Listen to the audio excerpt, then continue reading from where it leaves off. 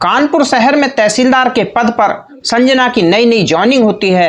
संजना ने नौकरी को ज्वाइन ही किया था, तभी कुछ दिनों बाद संजना का चपरासी संजना से कहता है कि मैम, हमारे गेट के बाहर एक भेलपुरी वाला है जो बहुत अच्छी भेलपुरी बनाता है, आप एक बार उसकी भेलपुरी खा करके जरूर देखिए। जब संजना चपरासी के मुंह से ये बात सुनती है तो संजना कहती है कि भेलपुरी तो मुझे काफ़ी पसंद है, अगर तुम इतना कह रहे हो तो तुम जाकर के मेरे लिए भेलपुरी बनवा करके ले आओ। संजना का चपरासी जाता है और भेलपुरी बनवा करके लाता है और संजना को दे देता है। जब संजना उसको खाती है तो कहती है कि भेलपुरी तो बहुत ज़्यादा अच्छी बनी हुई है, भेलपुरी में तो बहुत ज़्यादा स्वाद है। जब संजना इस तरीके से चपरासी से बोलती है तो चपरासी कहता है कि मैम, ये भेलपुरी वाला डेली आता है, अगर आप चाहो तो मैं डेली आपके लिए भेलपुरी ला करके देता रहूँगा। तो संजना कहती है कि चलो ठीक है, तुम एक काम करना कि डेली मेरे लिए भेलपुरी ला करके मेरी टेबल पर रख दिया करना, जब भी मैं ऑफिस आया करूँगी मैं भेलपुरी जरूर खाऊंगी। तो संजना का चपरासी जो होता है वो डेली भेलपुरी लाना शुरू कर देता है।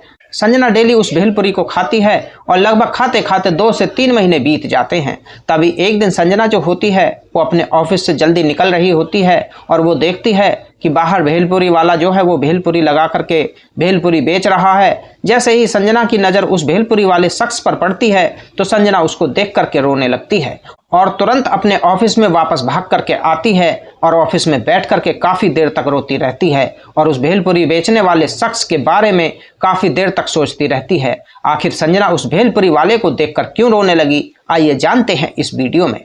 कहानी में आगे बढ़ने से पहले आपसे बस एक छोटी सी रिक्वेस्ट, हमारे चैनल को सब्सक्राइब जरूर करें और वीडियो पर लाइक शेयर कमेंट जरूर करें। अब कहानी विस्तार से। आलोक नाम का एक लड़का कानपुर के पास एक छोटे से गांव में रहता था। आलोक अपने माँ बाप का इकलौता बेटा था। आलोक के माता पिता के पास बहुत सारी जमीन जायदाद थी। इसके अलावा आलोक की कई सारी दुकानें भी चल रही थीं जो कि उसके गांव में ही चला करती थीं। इसी वजह से आलोक के माता पिता को और आलोक को गांव वाले काफ़ी ज़्यादा इज्जत दिया करते थे, क्योंकि आलोक के पास काफ़ी रुतबा था, काफ़ी ज़्यादा पैसा था। लेकिन जिस तरह से आलोक के माँ बाप के पास काफ़ी ज़्यादा पैसा था, काफ़ी ज़्यादा जमीन जायदाद थी, उस हिसाब से आलोक बिल्कुल भी पढ़ा लिखा नहीं था। आलोक की उम्र लगभग 25-26 साल की थी, लेकिन उस उम्र में आलोक बिल्कुल भी मैच्योर नहीं था। उस उम्र पर भी आलोक को सिर्फ और सिर्फ उसके दोस्त और उसको घूमना फिरना दिखाई दिया करता था। आलोक ज़्यादातर अपने दोस्तों के साथ घर से बाहर ही रहा करता था और ज़्यादा से ज़्यादा पैसा अपने दोस्तों पर खर्च किया करता था। इस तरीके से वो अपने दोस्तों को घुमाया फिराया करता था और इसीलिए आलोक को आलोक के सारे दोस्त बहुत ज़्यादा चाहते थे, बहुत ज़्यादा प्यार करते थे। लेकिन आलोक की इस आदत से आलोक के माता पिता काफ़ी ज़्यादा परेशान होने लगे। एक समय पर उन्होंने सोचा कि क्यों ना हम आलोक की शादी कर दें, अगर हम आलोक की शादी कर देंगे तो शादी के बाद में ये सुधर जाएगा।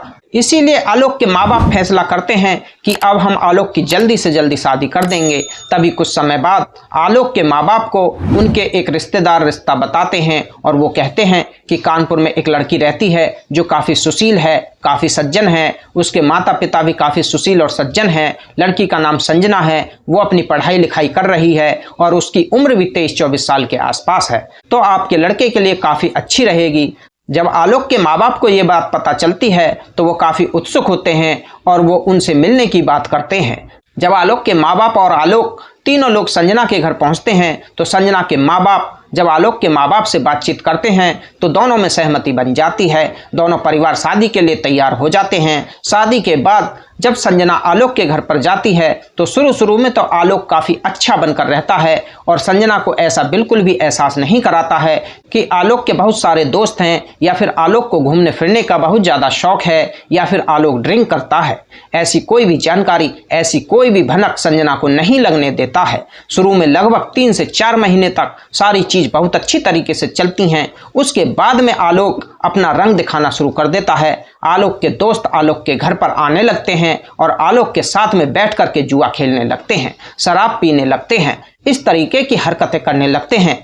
इधर आलोक के माँ बाप इस बात को देख करके काफ़ी परेशान होते हैं और वो काफ़ी ज़्यादा आलोक को चिल्लाते हैं, डांटते हैं, लेकिन आलोक नहीं मानता है। जब संजना ये सब कुछ देखती है तो संजना भी काफ़ी ज़्यादा समझाने की कोशिश करती है। संजना एक दिन आलोक के पास बैठ करके आलोक को काफ़ी कुछ समझाती है। आलोक को बताती है कि देखो, तुम गांव के सबसे ज्यादा अमीर हो, तुम्हारे पास गांव में सबसे ज्यादा जमीन जायदाद है, इस वजह से ये लोग तुम्हें लूट लेंगे, तुम्हारे पास कुछ नहीं छोड़ेंगे, ये धीरे धीरे करके तुमसे सब कुछ छीन लेंगे, लेकिन तुम्हें पता भी नहीं चलेगा और तुम्हारे हमदर्द बनकर रहेंगे, जैसे कि तुम्हें बहुत ज्यादा प्यार करते हैं। लेकिन आलोक संजना की बातों को नहीं समझ पाता है और ना ही मानता है। आलोक का डेली का यही काम होता है, डेली का यही रूटीन बन जाता है।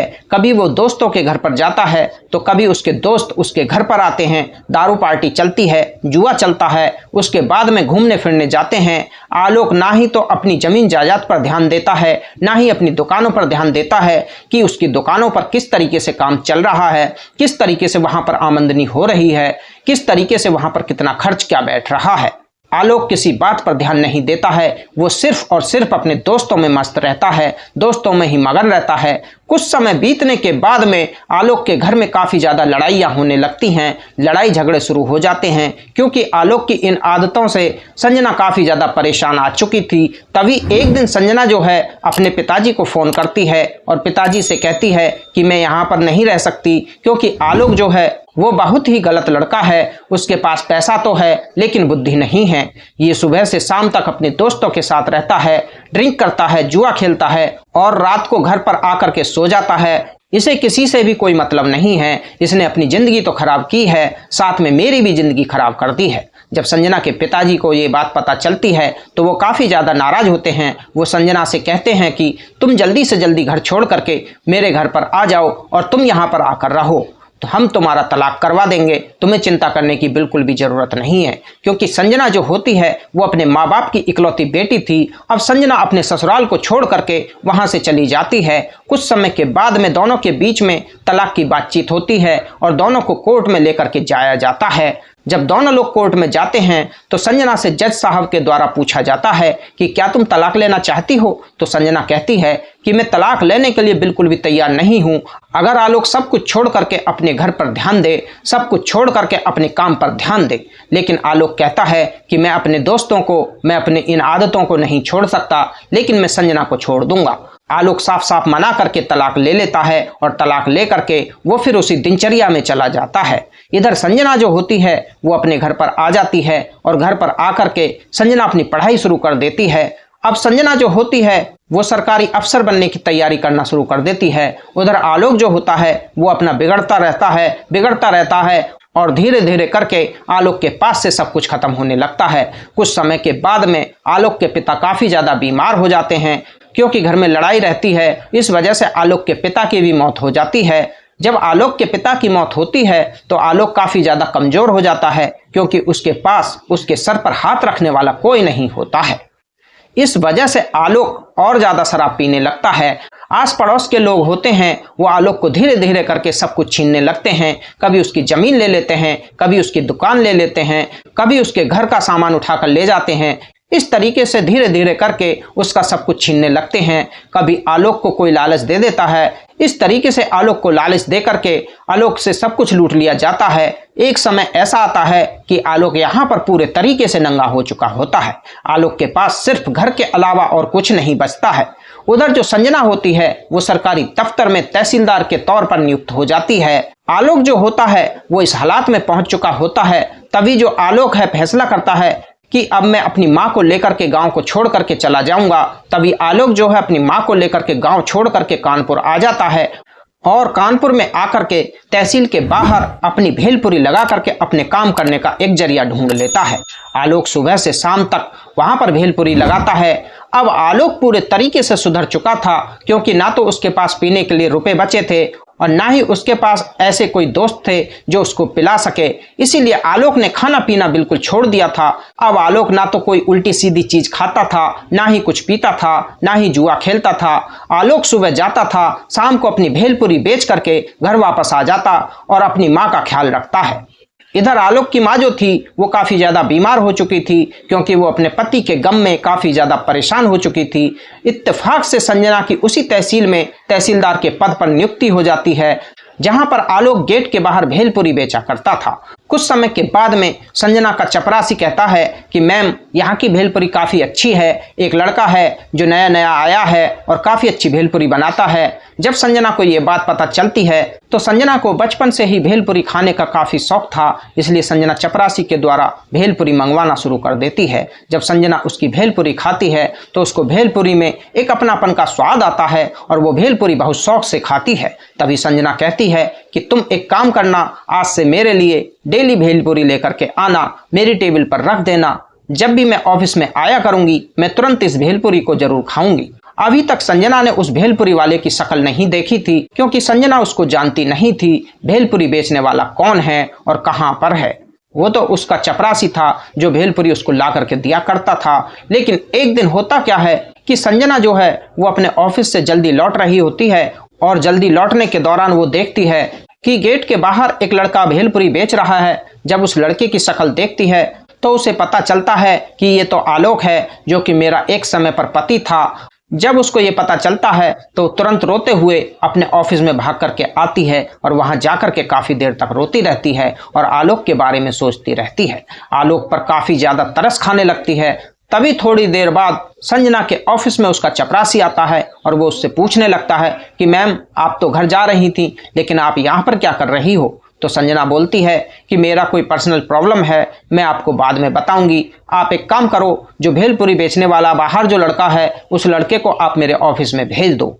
जब चपरासी ये सुनता है तो वो थोड़ा सा चौंक जाता है, लेकिन वो फिर भी उस भेलपुरी वाले के पास जाता है। जब चपरासी भेलपुरी वाले के पास जाता है तो उससे कहता है कि तुम्हें मैम साहब अंदर बुला रही हैं। जब आलोक ये सुनता है तो आलोक डर जाता है, क्योंकि आलोक को ऐसा लगता है कि हो सकता है मेरे ऊपर कोई चालान लगने वाला है। आलोक तुरंत चपरासी के सामने हाथ जोड़ता है और कहता है कि मुझे माफ़ कर दो, मैं कल से यहाँ पर अपना ठेला नहीं लगाऊंगा। तभी चपरासी कहता है कि चिंता करने की कोई बात नहीं है, बस तुमसे कुछ बात करना चाहती हैं मैम साहब, इसलिए तुम्हें अंदर बुला रही हैं। आलोक डरता हुआ अंदर जाता है और अंदर जाने के बाद में वहां पर जाकर के बैठ जाता है। जब आलोक वहां पर बैठता है तो देखता है कि सामने एक लेडीज बैठी हुई है जिसके मुंह पर मास्क लगा हुआ है। तो आलोक कहता है, मैम साहब मुझे माफ़ कर दो, मुझसे गलती हो गई, मैं कल से अपना ठेला यहाँ नहीं लगाऊंगा। तो संजना जो होती है वो कहती है, क्या तुम मुझे जानते हो? तो आलोक कहता है, नहीं मैम साहब, मैं तो यहाँ पर नया नया आया हूँ, मैंने तो आपको कभी नहीं देखा।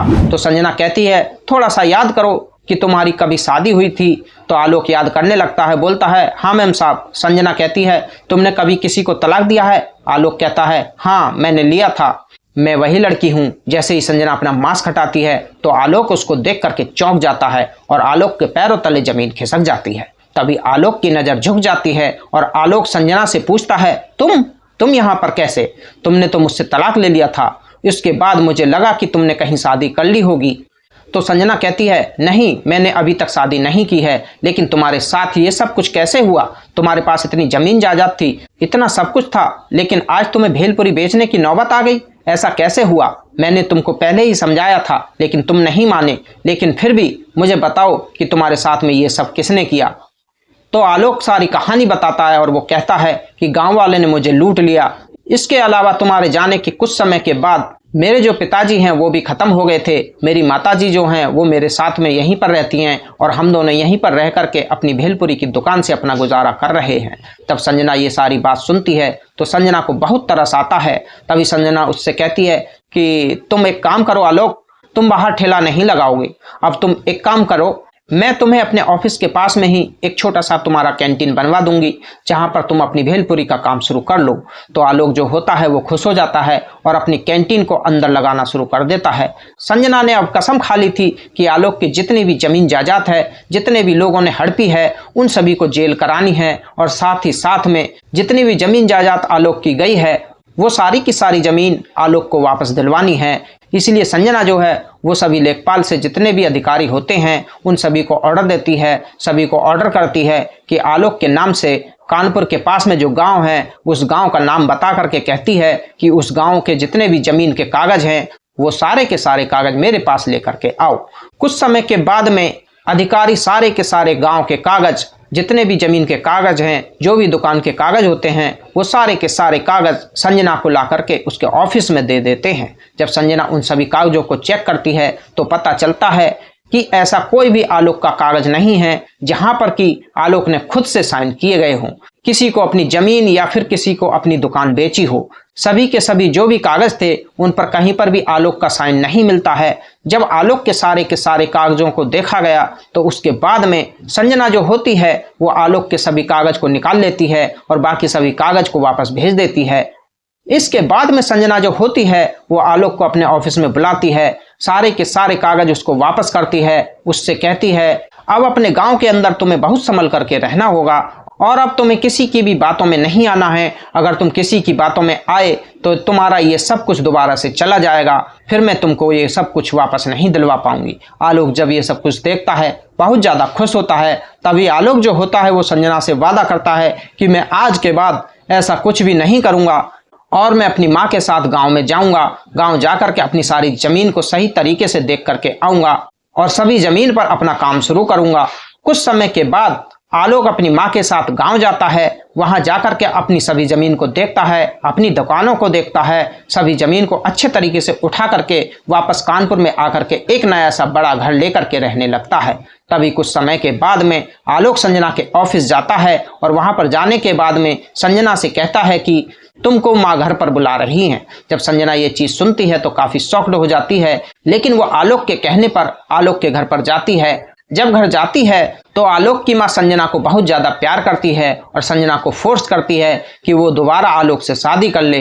तभी आलोक भी इसके लिए संजना को काफ़ी फोर्स करता है और आखिर में वो दोनों लोग दोबारा से शादी कर लेते हैं। संजना आलोक दोबारा से शादी करने के बाद अपनी माँ के साथ में कानपुर में ही रहने लगते हैं। इधर संजना अपनी नौकरी करती रहती है, उधर आलोक जो होता है वो अपनी बड़ी दुकान खोल करके अपनी दुकान चलाने लगता है। कुछ समय के बाद में संजना के एक बच्चा होता है। उसके बाद में उनकी पूरी फैमिली एक अच्छे तरीके से स्टेबल हो जाती है।